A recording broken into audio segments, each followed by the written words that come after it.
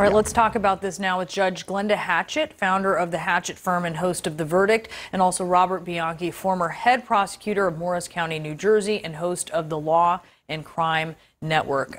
Judge Hatchett, to you first, what did this day's testimony do when it comes to the defense's defense of that this was all self-defense? I think it did a lot to bolster it, quite frankly.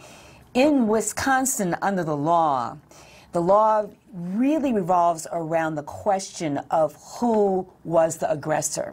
And what happened yesterday in this testimony is that you had the only survivor of the three people involved in the situation, who then, at that very last clip that we just heard, said that Rittenhouse didn't fire until he lowered his arm and he did have a weapon.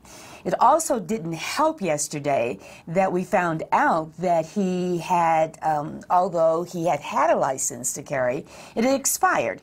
And so you've got a situation where you have a trio. You have the first victim, and I know that the judge says not to call them a victim, but I'm going to call him a victim.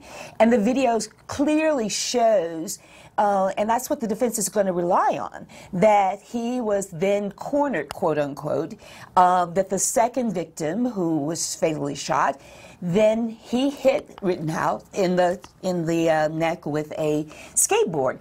And so you've got really a situation where the defense has to, the only thing that they can stand on in this situation is that he acted in self-defense. So the prosecutor, I think, has an uphill climb in this case, but what they're going to say is that he was out there with this gun, with this shotgun, and that he was in a volatile situation, and that he was not trained to use the gun.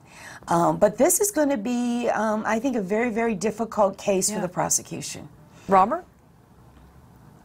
The prosecution had a horrible day yesterday. With all the things the judges said, let's add to it that there are gunshots that are being fired when this is happening. Two witnesses have testified, eyewitnesses. One of them was a journalist.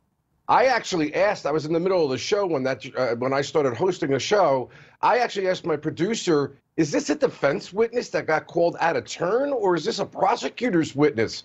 Because both witnesses, even the victim, were saying Kyle Rittenhouse was doing an interview. He was talking about how he's there to be a medic and to help people and protect some property, that this crowd started going after. He was trapped. He was running. He was trying to get away. Shots are being fired. They're trying to get his weapon. And as we just noted, there's a very important piece with this victim that testified yesterday. He failed to tell police ever in any statement or in any court document that was filed that he actually had a handgun out as he was chasing the defendant.